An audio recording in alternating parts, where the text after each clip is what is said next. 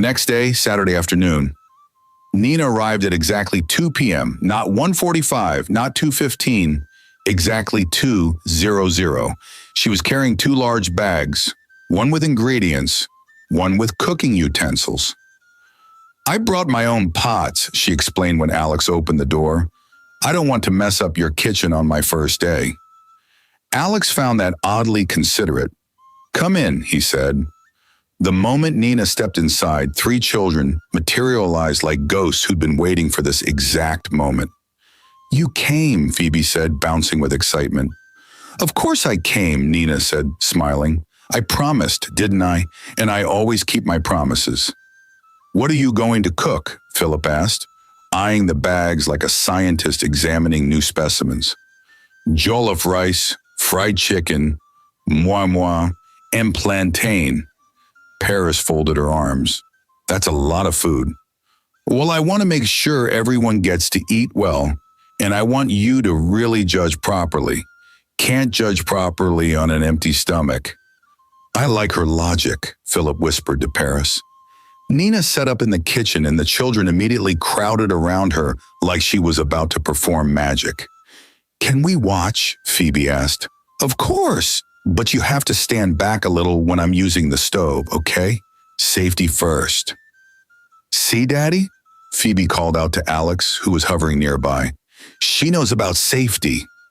Nina washed her hands, tied her hair back more securely, and then pulled out her ingredients. Rice, tomatoes, peppers, onions, chicken. Spices that smelled like heaven had opened a grocery store.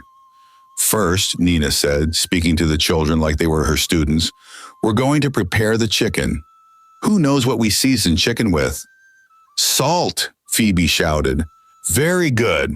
What else?" "Pepper," Philip added. "Excellent. And?" Paris thought for a moment. "Thyme, curry?" "Perfect. You 3 are very smart." She seasoned the chicken, explaining each step. The children watched fascinated, like she was teaching them the secrets of the universe. Then she started on the rice. "The secret to good jollof rice," Nina said, "is patience. You can't rush it. You have to let it cook slowly, absorb all the flavors. Let it know you care about it." "Daddy always rushes everything," Paris said. "That's why his rice tastes like it's trying to escape the pot." Alex wanted to defend himself but couldn't argue with facts. Nina worked with a quiet efficiency that was mesmerizing. Her hands moved with confidence, but not showiness. She tasted as she went, adjusting seasonings. She hummed softly while she cooked, old songs that sounded like they carried stories from another time. The kitchen started to smell incredible. Not burnt offering to angry gods incredible. Real, proper, someone's grandmother is cooking incredible. After an hour, the food was ready. Nina plated everything beautifully, like she was serving royalty, not 3 suspicious children and their skeptical father. The jollof rice was perfectly cooked, each grain separate and glistening. The chicken was golden and crispy. The moi was fluffy. The plantain was caramelized just right. "This looks," Philip started, his scientific mind searching for words. "Like food from heaven," Paris finished, her eyes wide. "Like the TV cooking shows," Phoebe added. "Well," Nina said, sitting down with them, "don't just look at it, taste it. Be honest. If it's bad, tell me." The children picked up their spoons with the seriousness of judges on a cooking competition. They took their first bites. Their faces went through more transformations than a Lagos Danfo going through potholes. Surprise, shock, delight, pure joy. "This is..." Paris stopped, took another bite, her eyes closing. "This is actually amazing. Doesn't taste like sadness," Philip announced, shoveling rice into his mouth. "It tastes like joy," Phoebe shouted. "Like happiness got cooked and turned into food." Alex took a bite. He nearly cried. It was perfect. Actually perfect. The kind of perfect that made you understand why people wrote poems about food. Nina, he said quietly, this is incredible. She smiled, looking relieved. Really? You're not just being nice? Daddy doesn't lie about food, Paris said seriously. He once told Grandma her soup needed more salt, and she didn't talk to him for 3 days. It did need more salt, Alex protested. Nina laughed, a sound like music that didn't know it was supposed to be complicated. They ate until they were stuffed, and then ate a little more because stopping felt like a crime. When they finished, Paris stood up, walked over to Nina, and stuck out her hand. You pass. Welcome to the family. Nina shook her hand, her eyes getting shiny. Thank you. I promise I'll take good care of all of you. And we'll take care of you too, Phoebe said seriously. That's how families work. Monday morning, Nina's first official day. Nina arrived at 6 a.m. Alex had told her 7 was fine, but she'd insisted on starting early.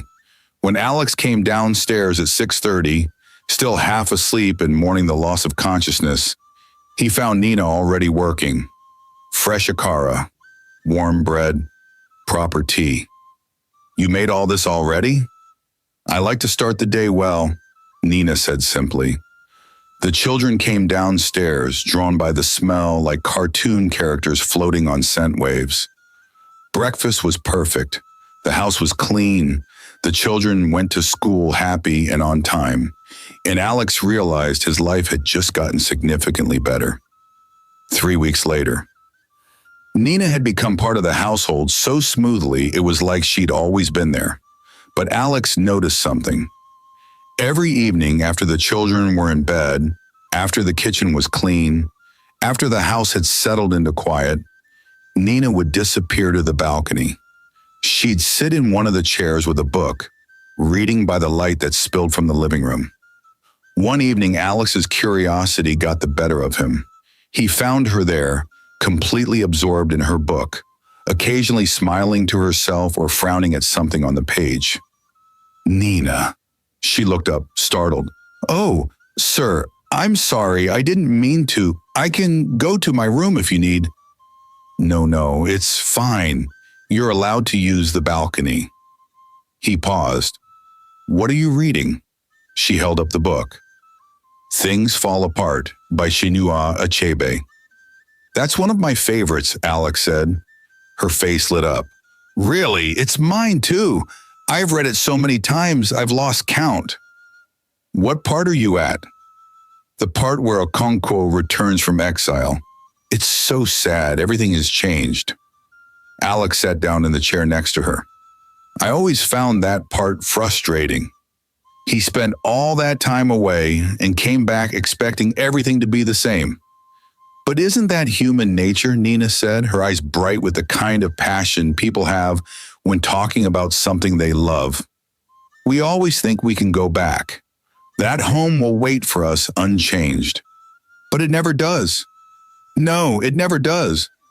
They talked for an hour about the book, about Achebe's writing, about colonialism and culture and change.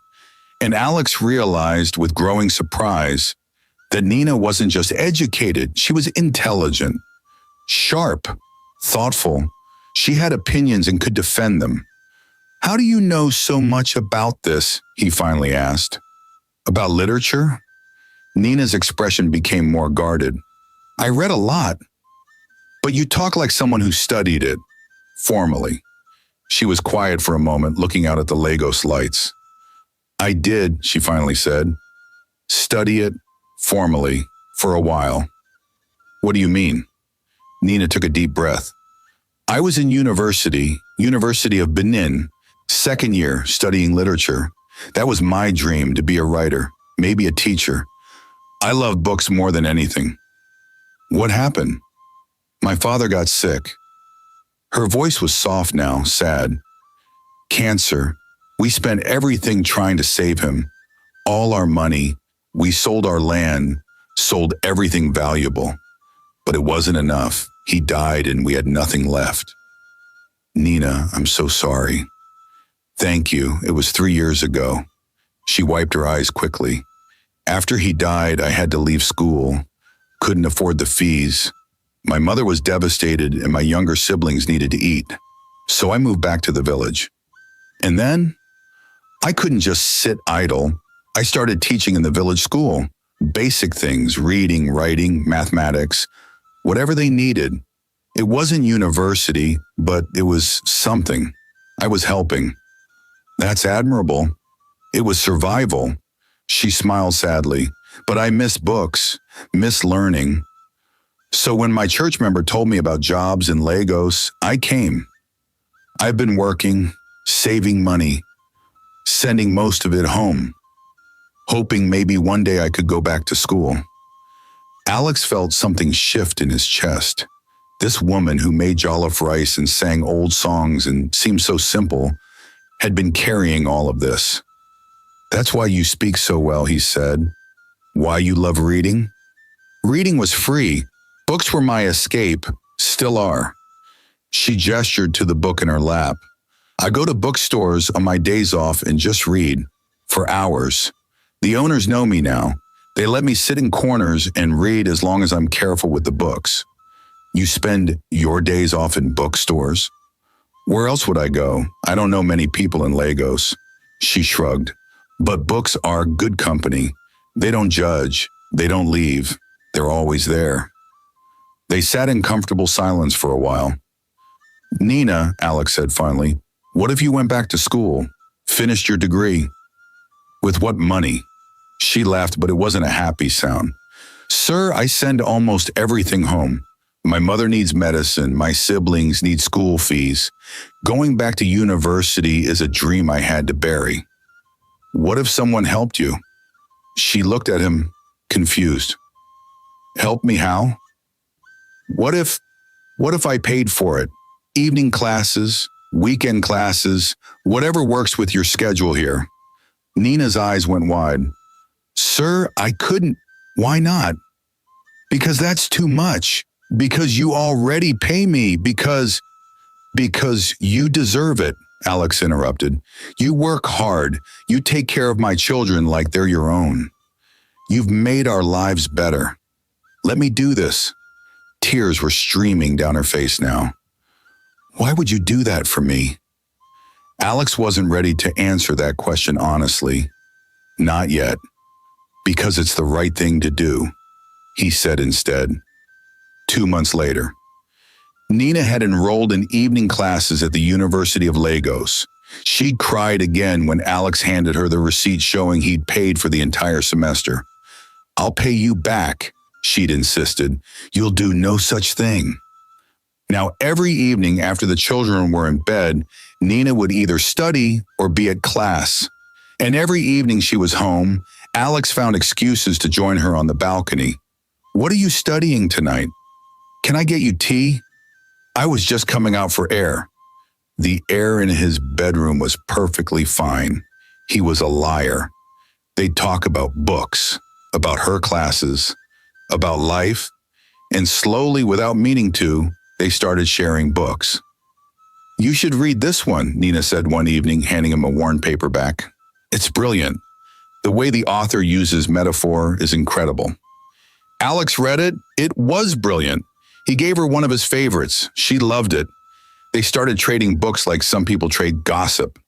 You have terrible taste in endings, Nina teased after finishing one of his recommendations. Excuse me? That ending was perfect. It was predictable. I knew from chapter 3 how it would end. That's called foreshadowing. That's called lazy writing. They'd argue about books, about characters, about themes. Sometimes their debates would last hours, and somewhere in those hours, something was growing. Something neither of them was ready to name yet. 4 months after Nina started, the children had noticed. Of course they'd noticed.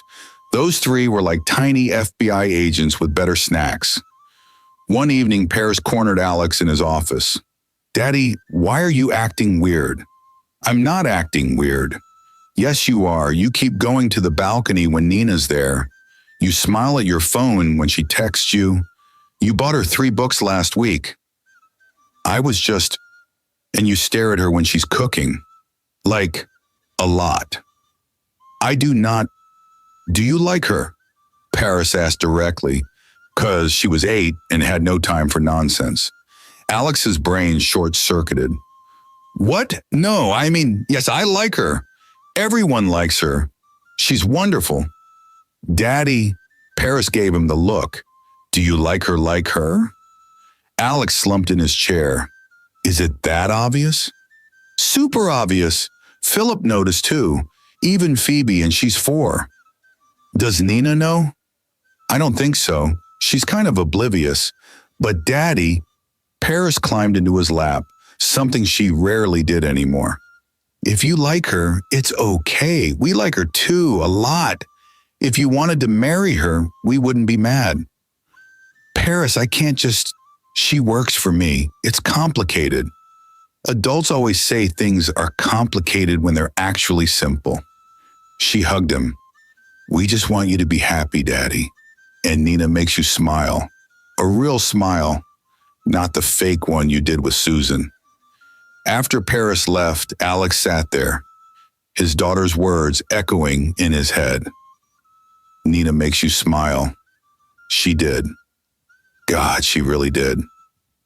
That same week, Alex decided he needed to tell her, not because he had a plan, not because the timing was right, but because keeping it inside was killing him. It was evening. The kids were asleep. Nina was on the balcony, as usual, reading. Alex walked out, his heart pounding like it was trying to escape his chest and run away to safety. Nina, she looked up, smiling. Hi, I'm almost done with the book you gave me. You were right. It's incredible. Nina, I need to talk to you. Her smile faded. Is everything okay? Did I do something wrong? No, the opposite. Alex sat down, his hands shaking slightly. I need to say something. Okay. This was it. This was the moment. Alex opened his mouth, and what came out was, I would really like if you could stay with us forever. Nina blinked. What?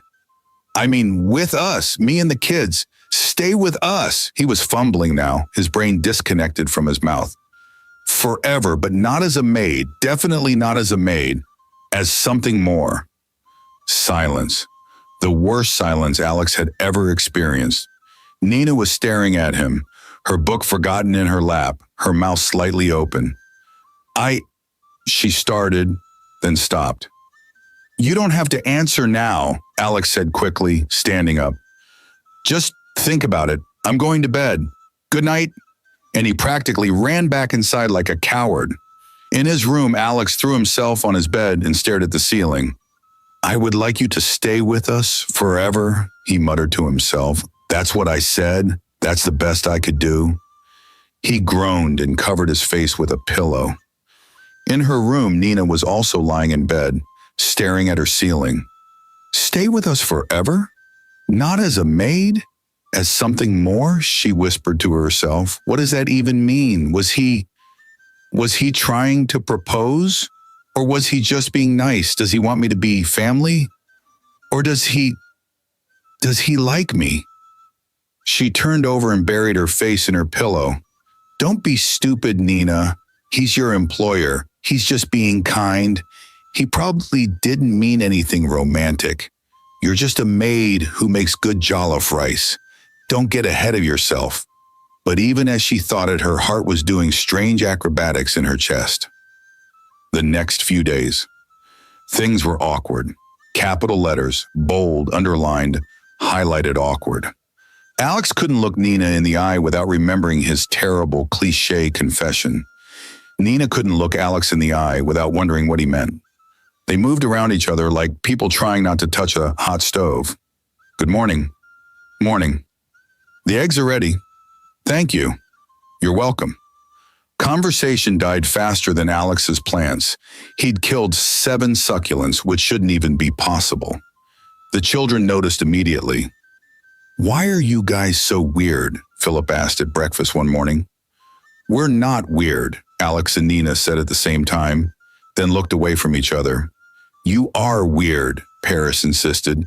You used to talk on the balcony every night about books. We could hear you laughing. Now you don't even look at each other.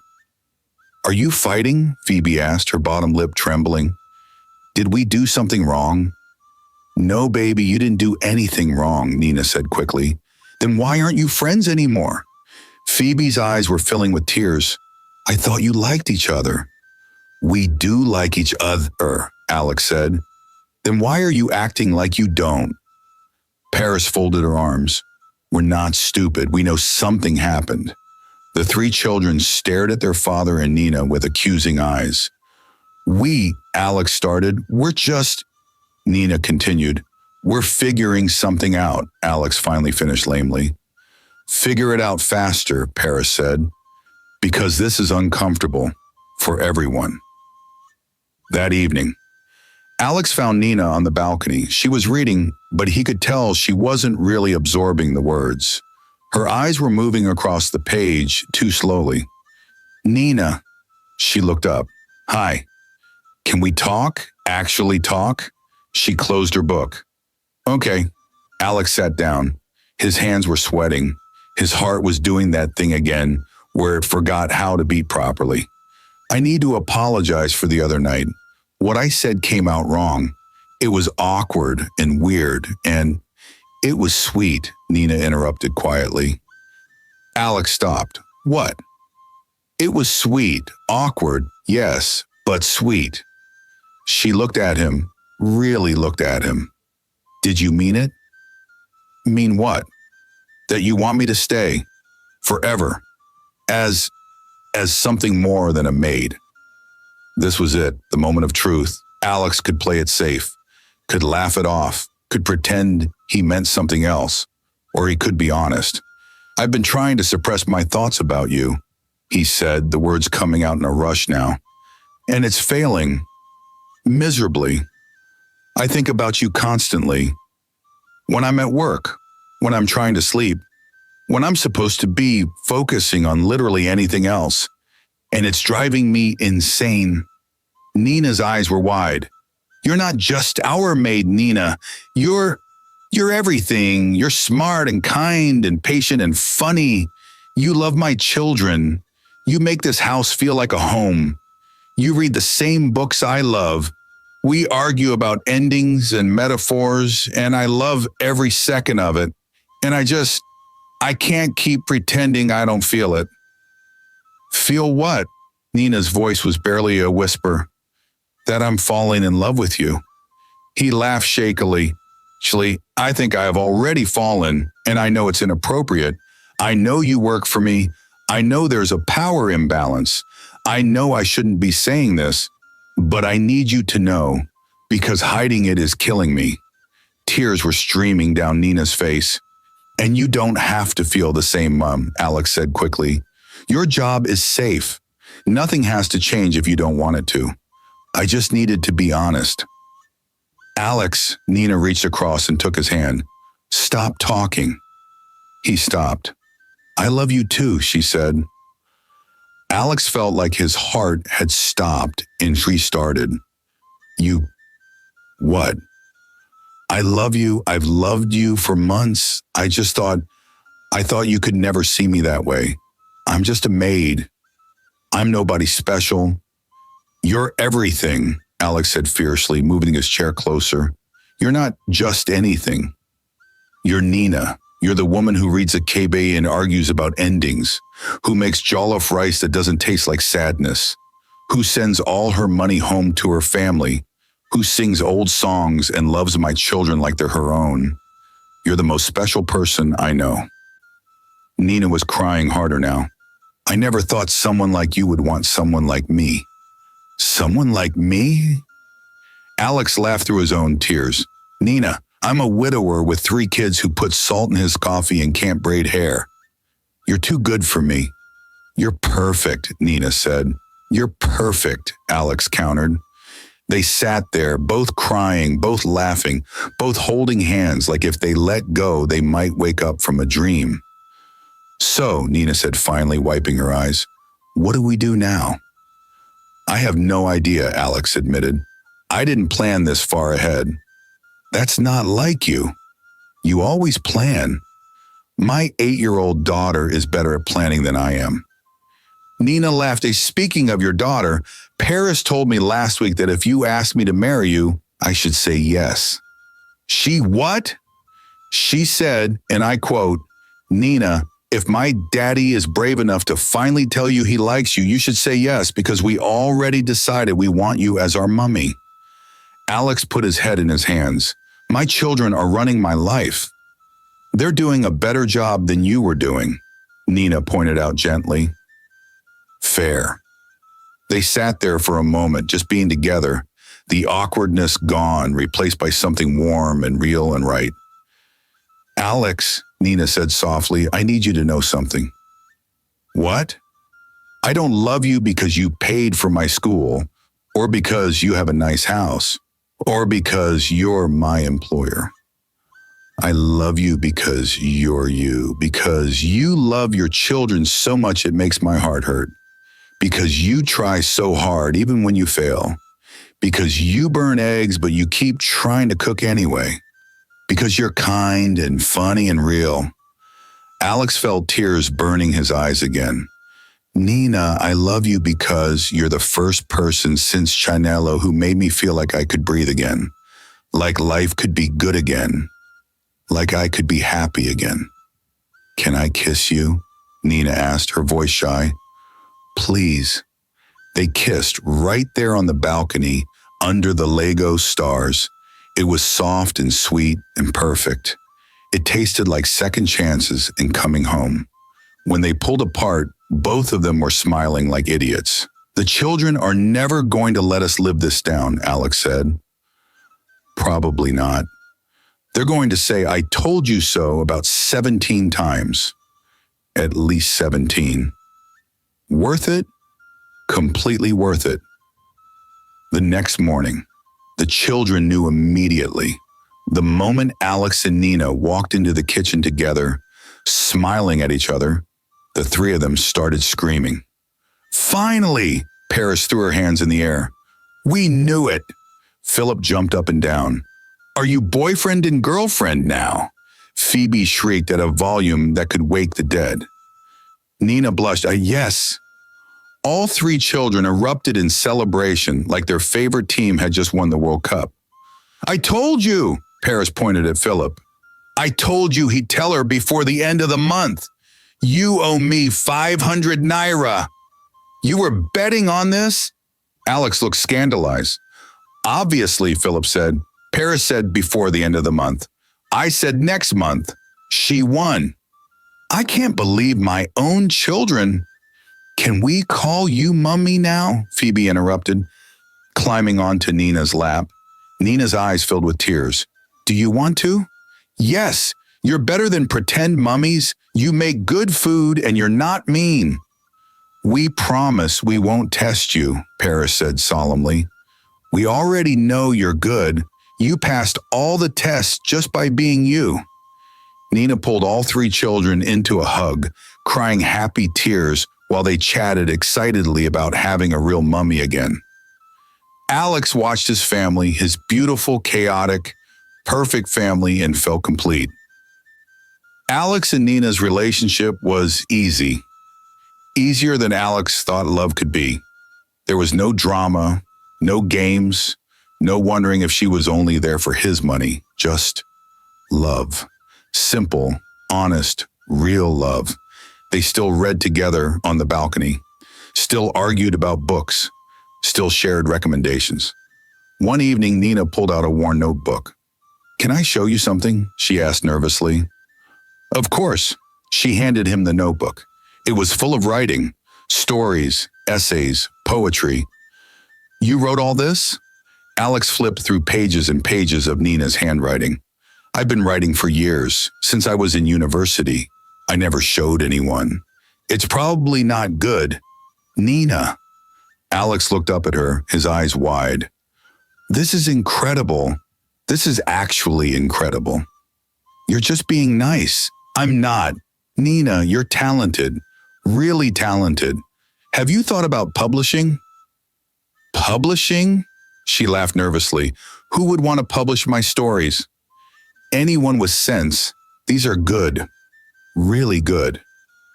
I don't know. Let me help you. We'll find a publisher or self-publish, whatever you want.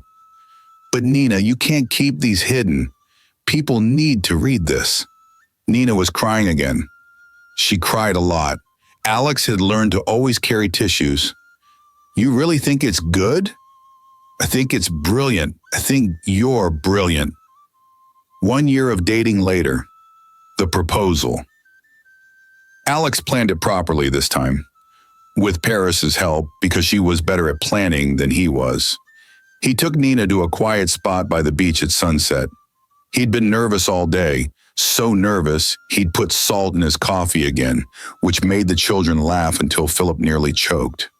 During the walk along the water, he got down on one knee. Nina, he said, his voice steady this time, you came into my life when I thought I'd never smile again. You made my children happy. You made my house a home. You made me remember what it felt like to hope. Will you marry me? Nina was crying. Of course she was. Yes, she said, nodding so hard her head might fall off. Yes, yes, yes, 1,000 times yes. Alex slipped the ring on her finger, a simple, beautiful band, and kissed her while the sun set behind them. The wedding, 6 months later. This wedding was different from the disaster with Susan. Smaller, simpler, real. No gold decorations, no Instagram photographers, no pretense. Just family and friends who genuinely loved them. Nina wore a simple white dress that made her look like an angel. The children walked her down the aisle, all 3 of them, holding her hands, wearing matching outfits and enormous smiles. Phoebe was wearing her crown. This was non-negotiable. When Nina reached Alex, when she took his hands and looked into his eyes, he saw his future. Not a perfect future, not a fairy tale, but a real one. They said their vows, simple, honest vows about loving each other through burned eggs and homework struggles and ordinary days. When the pastor said, "You may kiss the bride," the children cheered so loud the entire hall shook. Mama Okonkwo cried so hard she nearly passed out. I prayed for this. I anointed for this. God is good. And when Alex kissed Nina, it felt like every broken piece of his life had finally been made whole. 2 years after the wedding, Nina's book was published, a collection of short stories about village life, about loss, about hope. It became a success, not a massive bestseller, but successful enough. Critics praised her authentic voice and emotional depth. She did book signings, got interviewed on radio shows, became a minor celebrity in Nigerian literary circles. But what made her happiest wasn't the fame or the money. It was the young girls who came to her signings and said, "You make me believe I can be a writer too." It was the women who told her, "Your story about losing your father made me feel less alone." It was knowing her words mattered. And through it all, Alex was there, supporting her, encouraging her, proud of her. "I always knew you were brilliant," he'd say. "You're biased," she'd reply. "Absolutely, but also correct." 3 years after the wedding, Nina gave birth to a baby boy. They named him Samuel, after Nina's father. When Alex held his son for the first time, he thought about Chinelo, about how she'd want him to be happy, about how she'd probably love Nina. Paris, Philip, and Phoebe were obsessed with their baby brother. "He's so small," Phoebe whispered in awe. "Can we teach him things?" Philip asked. "Can I help name him?" Paris said, even though he was already named. Nina sat in bed, exhausted but glowing, watching her blended family fuss over the new baby. "Are you happy?" Alex asked her quietly. "I didn't know happiness could feel like this," Nina said, tears streaming down her face. "I didn't know I could have all this." 5 years after the wedding, final scene. It was a Sunday morning. Alex was in the kitchen, attempting to make breakfast. He cracked an egg into the pan, added salt. Wait, he looked at the container. Salt. Nina! From the living room, his wife laughed. Again? The containers look the same. That's the 5th time this month. I'm going to label though. You said that last month. Nina appeared in the doorway holding Samuel, who was now 2 years old and looked exactly like his mother. Move over, she said, smiling. Let me fix it. I'm a grown man. I should be able to make eggs. And yet, she kissed his cheek. Go play with the kids. I'll handle breakfast. Alex looked at his wife, his brilliant, patient, perfect wife, and felt overwhelmed with gratitude. Nina? Yes? Thank you. For what? For everything. For loving my children, for loving me, for giving me Samuel, for making jollof rice that doesn't taste like sadness. For being you. Nina set down the spatula and turned to face him, Samuel on her hip. Alex, you gave me everything. A home, a family, my dreams back. Love when I thought I didn't deserve it. She took his hand. I'm the one who should be thanking you. How about we both agree we're lucky? Deal. From the living room, Paris yelled, Daddy, Samuel is trying to eat my homework. That's my boy, Alex yelled back. Alex, Nina smacked his arm. What? He's building character. They laughed, and Alex pulled his wife and son into his arms. In the living room, Philip was conducting a science experiment that would probably end with something exploding. Phoebe was having a tea party with her stuffed animals, wearing 3 crowns at once because one was apparently no longer enough. Paris was trying to save her homework from Samuel's surprisingly strong grip. It was chaos. It was loud. It was messy. It was perfect. This was his life now. A widower who'd thought he'd never love again, married to a woman who'd lost everything and rebuilt it all. 3 children who were brilliant and chaotic and loved fiercely. 1 baby who was probably going to be just as dramatic as his siblings. A house full of laughter and burnt eggs and books and noise and love. So much love. Nina looked up at him, Samuel grabbing at Alex's face with sticky fingers, and smiled. We made it, she said softly. We did, Alex agreed, from that first day with the jollof rice test to now. Best decision I ever made, hiring you. Best decision I've ever made, saying yes. Samuel chose that moment to grab Alex's nose and yell, "Dada!" at maximum volume. From the living room, something exploded, probably Philip's experiment.